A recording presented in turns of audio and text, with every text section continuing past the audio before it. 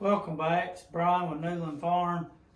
Today we're out here in the shop just doing something I've been aiming to do I was aiming to do it back in the winter, but I just didn't make it there.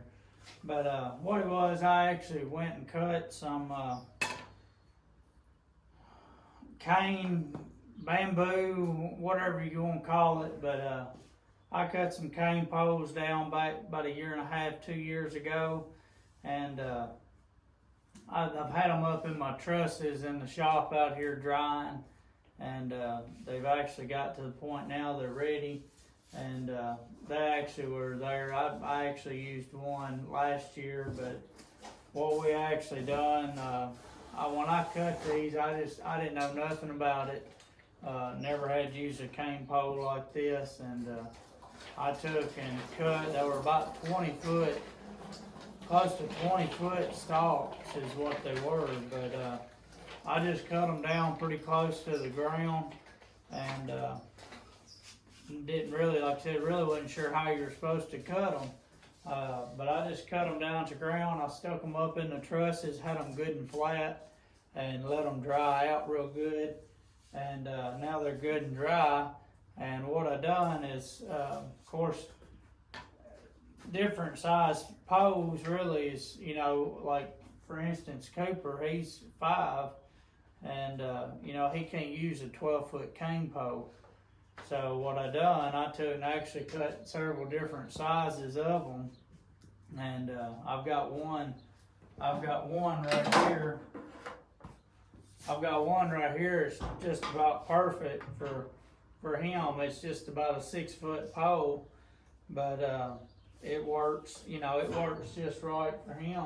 And he's back here playing on the tiller. But anyways, what I do after I get them dried, I'll take and go in here. If you look on these ends, I just cut them right there in that joint, right in the middle of that joint. And if you'll do that, it's actually still solid on the end. And I'll just take a piece of sandpaper and smooth that up there, just so it ain't sharp or don't have, can't splinter. But I'd actually took and cut one of these last year and rigged it up, and we actually got out there and kids fished with it last year, really enjoyed it. They really like fishing with them. And anyway, Sophie's been asking me when we're going to take them back and get the rest of them fixed up where we all can have one. And I told her I'd get out here today and try to get it done. But like I said, we really enjoy it. And it's something that when I done it, that was something that I really wanted them to kind of understand too.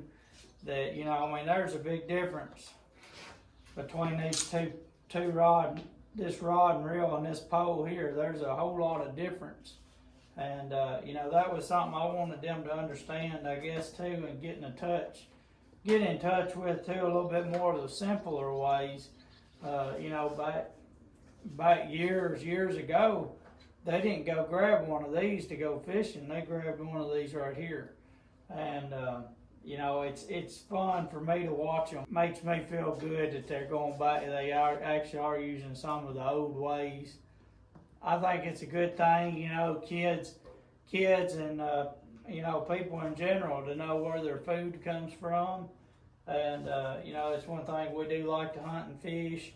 And that's one thing when we go fish. A lot of times we catch.